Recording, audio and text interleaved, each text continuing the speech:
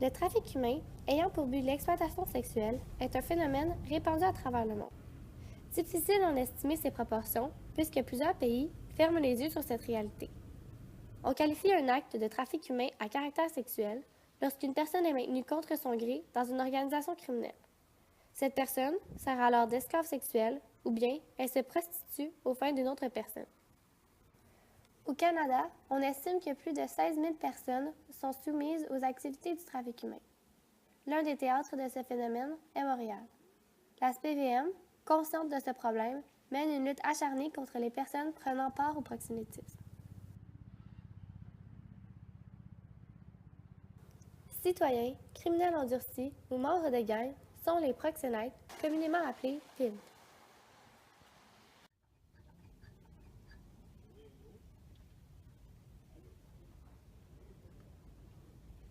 C'est des gens qui sont délinquants et qui posent des gestes illégaux. C'est des gens qui sont très, très centrés sur leur personne et qui ont rien vraiment à foutre de ce que l'autre personne ressent.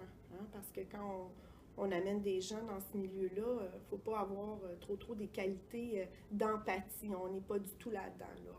C'est pas des gens qui sont capables de se projeter à la place de l'autre parce qu'ils ne feraient pas faire des choses comme ça. Fait que c'est des gens qui sont très centrés sur eux-mêmes, sur l'argent qu'ils peuvent récolter, puis qui ils prennent pas vraiment en considération les dommages collatéraux qu'ils causent. Les agresseurs sont majoritairement des hommes, âgés en moyenne de 32 ans. Au Québec, 15,2% des agresseurs sont des femmes. La majeure partie des suspects sont liés aux gangs de rue et les plus actifs sont membres de réseaux et les dirigent. Protection, amour, argent sont des promesses que les proxénètes font à leurs victimes, mais ce ne sont pas des promesses qu'ils tiennent.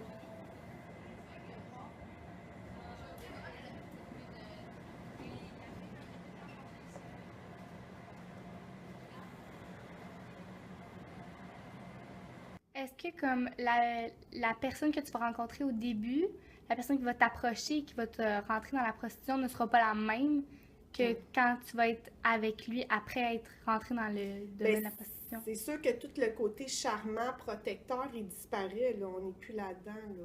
Plus là-dedans du tout. En fait, même c'est des gens qui vont utiliser beaucoup la violence et la peur. Là. Les filles finissent par les craindre. Ils ont peur. Il n'est pas rare que les victimes soient battues, violées, agressées physiquement par leurs clients et par leurs proxénètes. Ils te protégeaient de quelque chose qui te menaçait à l'extérieur, puis finalement, tu es menacé un peu partout. C'est dans les écoles, les centres d'aide, les centres jeunesse ou bien sur les réseaux sociaux que les pimps font leur recrutement. Souvent, ils engagent des jeunes pour faire le recrutement dans les écoles. Dans la majorité des cas, les victimes connaissent leurs recruteurs. Les recruteurs et les pimps vont utiliser la manipulation pour atteindre leurs victimes. Leur proie d'une façon très ratoureuse.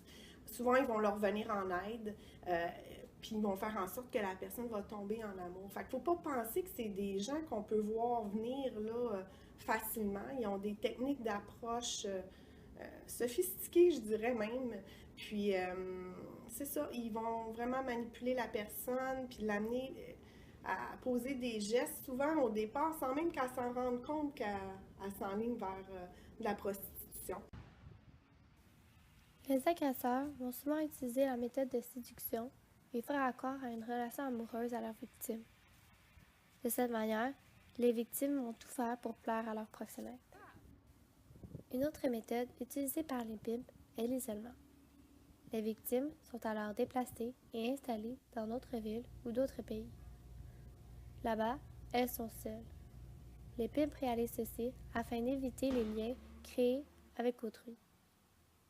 De cette manière, les victimes ne considèrent pas à chercher de l'aide. Une fois intégrées dans ce milieu, pourquoi certaines filles décident d'y rester? Il vient un moment donné, c'est plus un choix. Elle ne sait plus comment sortir de là. C'est tout ce qu'elle connaît. C'est très épeurant. C'est ça. Il y en a qui s'en sortent, là. Je veux dire, il y a plein de gens qui sortent de ça. Puis il faut regarder aussi tout le passé de cette jeune-là. Là, on sait pas non plus ce qu'elle a vécu. Tu sais, plus je suis vulnérable, plus j'ai subi des choses difficiles en bas âge, plus je suis hypothéquée psychologiquement, plus c'est difficile de me sortir de ça. C'est sûr, si j'ai un passé plus solide, je peux émerger de ça plus facilement, je dirais, là, mais c'est pas facile. Puis il y a beaucoup de préjugés autour de la prostitution. Les gens ont souvent l'impression que ça peut pas leur arriver ou que les filles qui font ça sont bien nounounes de faire ça, mais ils se sont fait prendre au piège. Il faut pas juger.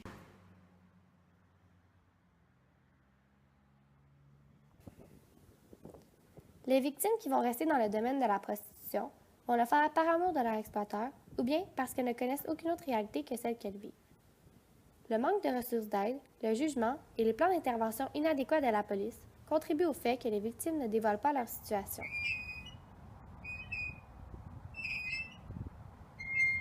Quand je me fais recruter par quelqu'un que je tombe en amour, ben, je vais m'affilier à ces gens-là. Tous les besoins d'appartenance, de protection, de valorisation. Il y a aussi, pour le plaisir, l'intensité que ça peut procurer, je vais aller fréquenter ces milieux-là. Pas tant la prostitution, mais que le milieu criminel autour, L'attire en général. la gang des gangs, c'est attirant, c'est très intense. Tu as un sentiment aussi de pouvoir qui vient avec ça. Quel est le type des personnes amenées à se prostituer contre leur gré? Je pense pas qu'il y a des portraits types très, très clairs, là. C'est sûr que je pense que plus tu as des facteurs de vulnérabilité dans ta vie, plus tu es à risque. Un peu comme tous les autres phénomènes. Tu sais, la toxico, c'est un peu la même chose. Qui tombe avec des problèmes de toxico, ça peut arriver à tout le monde. Mais c'est sûr qu'il y a des facteurs de vulnérabilité qui sont là aussi. C'est sûr que si dans ton bas âge, au niveau de ta relation avec tes parents, tes besoins de base n'ont pas été comblés, là. Ton sentiment d'appartenance, sécurité, amour, tout ça, que tu as eu de l'abus en plus, ben tu deviens une personne qui est drôlement vulnérable. Puis, mais encore là, tu sais, si en grandissant, tu as d'autres adultes qui ont fait un rôle un peu d'aller combler ça, puis qui ont été des adultes significatifs, puis des modèles importants pour toi, ben ça, c'est un facteur de protection. Fait que c'est dur à dire, tu sais, l'enfant qui va croiser sur sa route, qui va le protéger ou qui va le rendre vulnérable, c'est ça, c'est difficile à dire. Le phénomène du trafic humain ayant pour but l'exploitation sexuelle fait des victimes dans tous les milieux socio-économiques.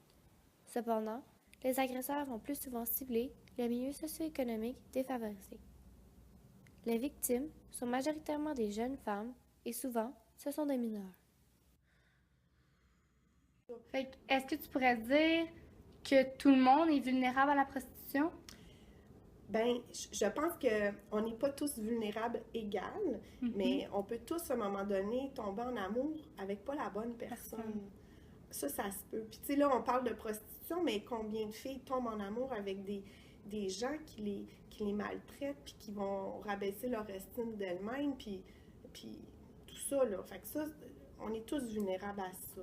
Mais certains le sont plus par rapport à la prostitution, là. Suite à l'isolement, à l'abus et à la violence subis dans ces milieux, les victimes ont beaucoup de mal à s'en remettre. Ces personnes auront de la misère à faire confiance et à s'intégrer à la société. Après avoir vécu ces horreurs, il est difficile d'oublier.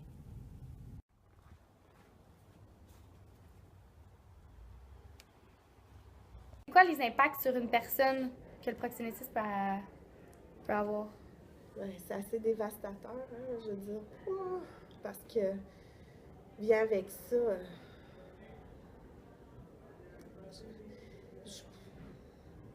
Je pense que les filles qui sortent de là sont vraiment en grande détresse et en grande souffrance. Ils ont besoin, ça prend des années là, pour se remettre de ça. Puis beaucoup d'aide, puis beaucoup Ouais, c'est ça, beaucoup d'aide. Parce qu'on le détruit, hein. Ce qu'ils font, c'est qu'ils détruisent, là, vraiment, jusqu'à temps que tu as l'impression que tu vaux plus rien. Ouais. Tu vaux juste ça, puis tu peux pas rien faire d'autre. Les victimes sortant de ce milieu vont traîner le bagage de leur expérience néfaste toute leur vie. Une personne qui a passé par le trafic humain n'en sort jamais vraiment. Ça vient pas du jour au lendemain, c'est le processus qui se fait. Fait que sortir de là, tu sors de là vraiment très, très hypothéqué puis très souffrante. Ça demande des années à se reconstruire de ça.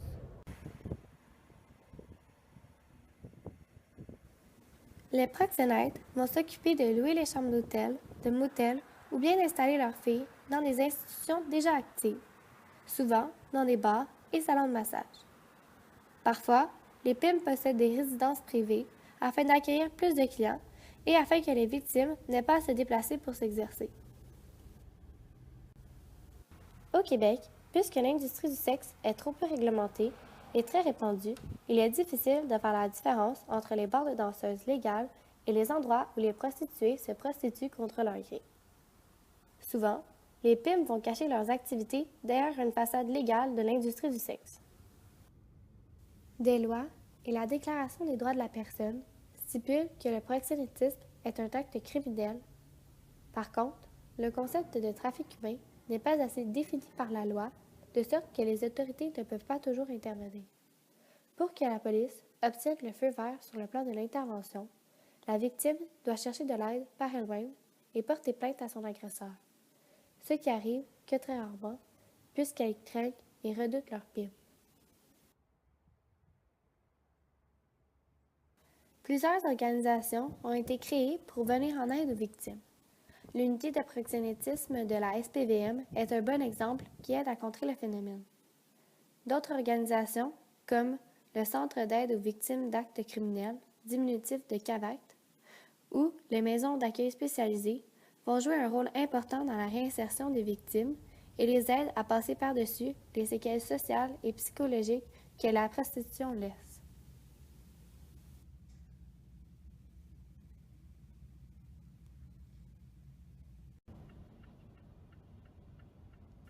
Croyez-le ou ne le croyez pas, la prostitution est une réalité qui est la vôtre.